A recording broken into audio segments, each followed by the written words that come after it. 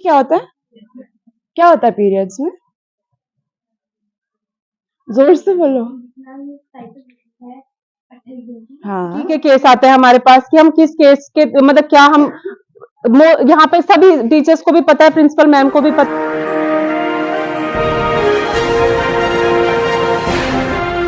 Sir, आज जो हमारे राजकीय बालिका इंटर कॉलेज बड़कोट में कार्यक्रम है, ये 2 दिवसीय कार्यक्रम हमारी समग्र शिक्षा से आयोजित होता है प्रत्येक वर्ष।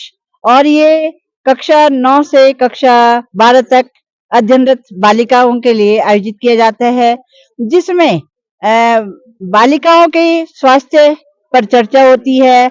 बालिकाओं के इस एज ग्रुप में उनके साथ तमाम जो समस्याएं होती हैं घर में, हमारे समाज में, हमारे विद्यालय में, उन समस्याओं को चिन्हित कर इसका मुख्य एजेंडा होता है। और उन्हीं एजेंडों के आधार पर हम एक्सपर्ट को जो है अपने इस कार्यक्रम में बुलाते हैं। ये 2 दिवसीय कार्यक्रम है।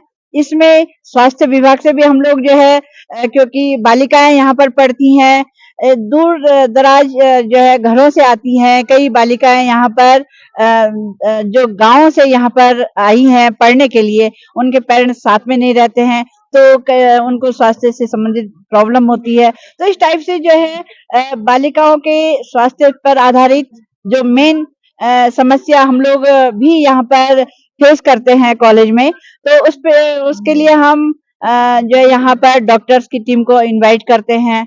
फिर तमाम जो सुरक्षा से संबंधित हमारी जो है प्रॉब्लम आ जाती है कई बार बच्चों के साथ। और आजकल डिजिटल उसमें जो है फ़ोन का बहुत ज़्यादा जो है यूज़ हो रहा है पूरे सोशल उसमें। तो बच्चे जो है गलत तरह से फ़ोन का यूज़ ना करें। इसमें तमाम जो हमारे क्राइम जो है बढ़ रहे हैं, तो उसमें हम क्राइम से पहले ही बच्चों को अवेयर करने के लिए थाने से या एक्सपर्ट के रूप में साइकोलॉजी डिपार्टमेंट से, इस टाइप से जो हम एक्सपर्ट को बुलाते हैं और अपने बच्चों की समस्याओं को उनके सामने रखते हैं और वो बच्चों को अवेयर करने का प्रयास करते हैं। तो ये वास्तव में बच्चों के लिए बहुत अच्छा कार्यक्रम है। आपने बच्चों को काफ़ी गाइडलाइन बताई है, क्या-क्या बताया आपने बच्चों को यहाँ पे? आज जो हमारा सेशन था उसमें हमने साइको एजुकेशन दिया है बच्चों को, 9th और 11th क्लास के बच्चों को। हमारा टॉपिक था मेंस्ट्रुएशन पर। बायोलॉजिकल इनको वैसे भी स्कूल में सिखाया जाता है और मैम ने काफ़ी सेशंस करवा रखे हैं, पर लोग सोशल बातों पे ज़्यादा इतना ध्यान देते नहीं हैं। तो आज का हमारा जो लक्ष्य था वो उसी पे था कि हम बच्चों को थोड़ा बताएँ कि मेंस्ट्रुएशन के बारे में लोग कैसी बातें करते हैं और क्या सही है और क्या गलत है, क्योंकि काफ़ी गलत जानकारियाँ भी दी जाती हैं। मैम आप पहले आपको हमें पता चला है कि आप बेंगलुरु में पढ़ाई करती हैं, तो ऐसा क्या कारण रहे हैं कि आपने यहाँ पर अपने एरिया में, अपने क्षेत्र में ये जागरूकता अभियान चलाया है? हाँ, मैं बैंगलोर से पढ़ाई कर रही हूँ और ये काफ़ी टाइम से साइको एजुकेशन का हम काफ़ी टाइम से सोच रहे थे, क्योंकि मेंस्ट्रुएशन एक चीज़ है जिसके बारे में लोग जानते हैं, क्योंकि औरतों को होता है, वो जानते हैं, आदमियों को भी पता है ये बातें। पर हमें बस यही सोशल जो अफ़वाहें होती हैं या गलत जानकारी होती है उसके बारे में बताना था, क्योंकि एक पीरियड पॉवर्टी बोलते हैं वो काफ़ी बढ़ गया है स्कूल्स में, लाइक 51% स्कूल्स में पीरियड पॉवर्टी है अभी भी इंडिया में। तो मैंने अपने पिताजी विनोद डोभाल जी से ये बात करी थी कि ये बहुत ज़्यादा बढ़ गया है और इसको हम कम कैसे कर सकते हैं, और अगर मुझे करना है तो मैं क्या करूँ इसके लिए?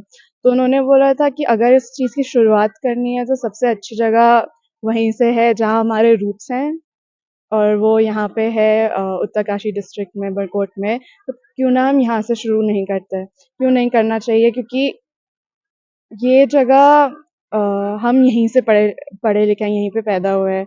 हम यहाँ से शुरू करेंगे तो जो हमारे जो लड़कियाँ हैं वो भी आगे बढ़ पाएँगी। वो जो उनका डर है मेंस्ट्रुएशन को लेके, जो गलत जानकारियाँ हैं वो ठीक कर पाएँगी। फिर आगे जाके इसका फ़ायदा ये होगा कि वो और भी कॉन्फिडेंट हो जाएँगी। अभी और तक आपने कितने कॉलेजों का भ्रमण किया है और कहाँ-कहाँ आपने ट्रेनिंग ली थी?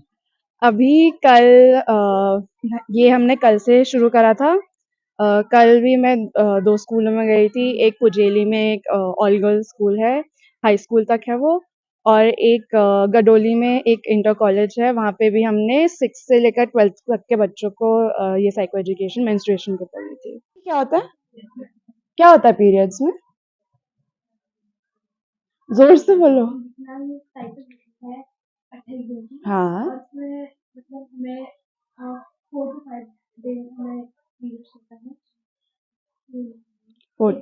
ठीक है, हाँ, बैठ जाओ। इसमें 4 से 5 दिन नहीं 3 से 6 दिन तक का ब्लीडिंग हो सकता है, ठीक है? क्योंकि हर इंसान अलग-अलग होता है। अब ऐसा तो नहीं है कि सब इंसानों की शक्ल भी तो अलग होती है ना, कोई सेम तो है नहीं यहाँ पे। तो फिर ये साइकिल भी सबके लिए अलग-अलग होती है, ठीक है? एक बात हमेशा याद रखना कि जैसा आपके साथ हो रहा है, ज़रूरी नहीं है कि दूसरे वन का भी होता है। अगर क्योंकि बोला गया है कि 28 दिन का साइकिल है, तो इसका मतलब ये नहीं है कि वो 28 दिन में ही आना चाहिए। थोड़ा बाद में भी आ सकता है, ऐसे 30 दिन बाद 35 दिन बाद ऐसा हो सकता है, ठीक है? तो फिर अगर कभी आपका ऐसे लेट हो जाए, नहीं आया टाइम से, तो घबराने की बात नहीं है। मैंने तो सुना है, मैंने देखा भी है, मेरे कुछ दोस्त हैं, उनको कभी-कभार शुरुआत में ये काफ़ी बार होता है, कभी-कभार 2 महीने भी नहीं आता है। एक बार आया, फिर 2 महीने नहीं आया, फिर उसके बाद आ जाता है, ठीक है? अभी तक कुछ दिक्कत? की के केस आते हैं हमारे पास कि हम किस केस के मतलब क्या हम यहाँ पे सभी टीचर्स को भी पता है, प्रिंसिपल मैम को भी पता है, जितने यहाँ पे मौजूद है सबको पता है, यहाँ प्रचलन है भागने का। ठीक है, भागना समझ रहे हो आप कैसे? कि लड़के के संपर्क में आई लड़कियां, लड़के ने थोड़ा सा बहकी बहकी बातें करी और लड़का की भाई मैं तुझसे शादी करूंगा, और लड़की उसके साथ चल दी, कुछ नहीं देखा आगे पीछे, माँ बाप नहीं देखे, टीचर जो समझाते हैं वो ध्यान में नहीं रखा और सीधे निकल गए। ये मोस्टली सबसे ज्यादा केस है यहाँ पे। क्लास से भी कई लड़कियों का ऐसे हुआ होगा, है ना? मैं नाम नहीं लूंगी, बताने की जरूरत भी नहीं है, आप लोग अच्छे से अवेयर है इस चीज को लेकर।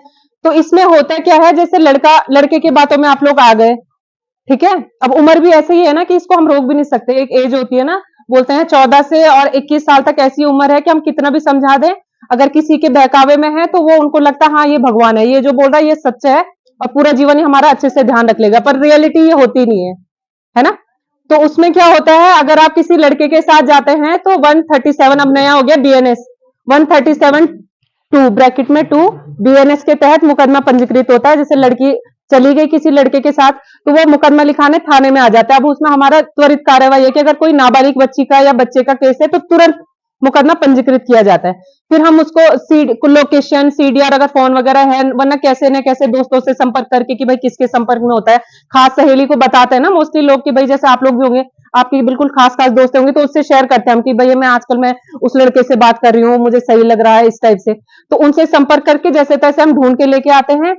फिर क्या होता है कि माँ बाप, लड़की 18 साल से कम अगर बच्चा है, अगर वो जिद करे, बोले हमें कि मैम मैं अपनी मर्जी से गई थी, लड़के का कोई दोष नहीं है इसमें, तो वो वैल्यूएबल नहीं है। वो जो आप बयान दोगे ना हमारे सामने, चाहे हम कोर्ट में भी उसके बाद बयान कराते हैं, तो उसकी कोई वैल्यू नहीं है। वैल्यू किस चीज की है? माँ बाप की।